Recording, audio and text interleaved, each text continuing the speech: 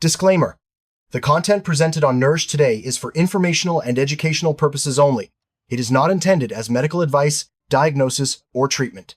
Always consult your physician or a qualified healthcare provider before making significant changes to your diet, fluid intake, or supplement routine, especially if you are taking medication for blood pressure or kidney conditions. Welcome back to Nourish Today. I'm glad you're here. If you started our 7-day prostate reset protocol this past Monday, today is Wednesday. Welcome to day 3. In clinical practice and behavioral science, we often call this the wall. Monday was easy. You were motivated by the start of something new. But today, the reality of physiological change is setting in. I can almost guarantee what you are feeling right now because I've seen it in countless case studies. Perhaps there is a dull, throbbing headache behind your eyes because you skipped your usual 3 p.m. coffee yesterday. Perhaps you feel strangely fatigued, despite trying to get healthier. And most concerningly, you are likely asking yourself a very frightening question. Doctor, the whole point of this was to stop peeing so much. Why am I running to the bathroom constantly today? Am I making my prostate worse? If doubt is creeping in, I want you to listen very closely. What you are experiencing is not failure. It is physiology in action. It is the necessary, albeit uncomfortable, bridge between sickness and health. Today, we are going to stop guessing and look at the actual science of what is happening inside your kidneys, your brain, and your bladder right now. We are going to troubleshoot these symptoms so you don't quit right before the breakthrough.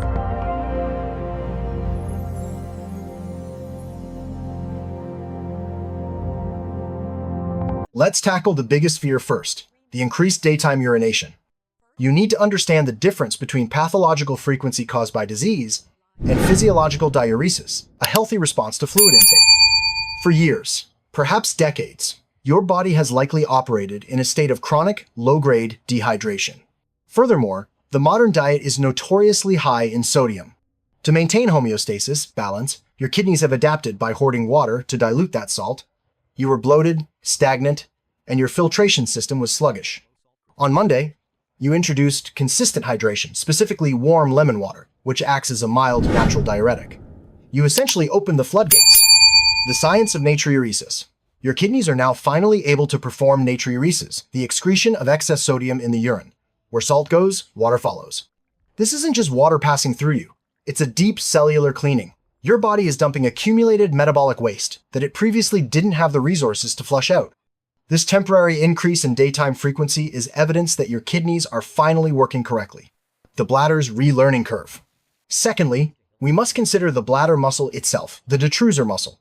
When an enlarged prostate obstructs outflow, that muscle has to overwork, becoming thick, twitchy, and hypersensitive.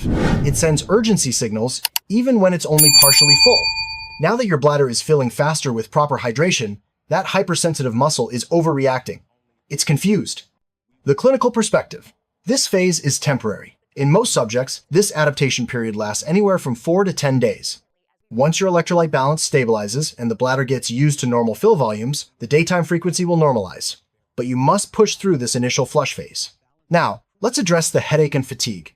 I told you to switch to decaf green tea in the afternoon, and your brain is likely rebelling. Caffeine is a powerful drug. It works by blocking adenosine receptors in the brain. Adenosine is the neurochemical that makes you feel tired. When you consume caffeine daily, your brain adapts by growing more adenosine receptors to try and force the tired signal through. When you suddenly stop the caffeine, you have millions of open receptors, and adenosine floods in. The result? Extreme fatigue. Furthermore, caffeine causes vasoconstriction. It narrows blood vessels in the brain. When you withdraw, those vessels rapidly dilate, widen, causing increased blood flow and pressure, resulting in that classic withdrawal headache. Troubleshooting protocol. Do not give up and grab an espresso. You will reset the clock on your bladder irritation. Increase electrolytes. Sometimes the headache isn't just caffeine. It's sodium depletion from the great flush we just discussed. Add a small pinch of high-quality sea salt to your water today. The crutch method. If the headache is debilitating and affecting your work, do not suffer needlessly. Steep a bag of regular green tea for only 30 seconds. You get a microdose of caffeine just to ease the vascular dilation, but significantly less than a cup of coffee. Do this for 2 days, then go back to decaf. Before we close, I need to address a critical error I see many patients make during this week, an error that will completely sabotage your prostate health efforts. We discussed pomegranate juice for its potent antioxidants that slow PSA progression. But in your rush to follow the plan, did you buy pomegranate juice cocktail or pomegranate drink? If you are consuming liquid sugar, you are pouring gasoline on the fire of prostate inflammation. The science of IGF-1. Here is the hard truth. High blood sugar triggers high insulin. Chronically, high insulin increases production of insulin-like growth factor 1 IGF-1. IGF-1 is a potent hormone that tells tissues to grow. It stimulates the proliferation of prostate cells. You cannot shrink your prostate while simultaneously spiking your insulin with sugary juice. The action step. Go to your fridge right now. Turn the bottle around. Look at the nutrition facts panel under carbohydrates. Find the line that says includes XG added sugars. That number must be 0. If it's not 0, pour it down the sink. You need 100% pure concentrate.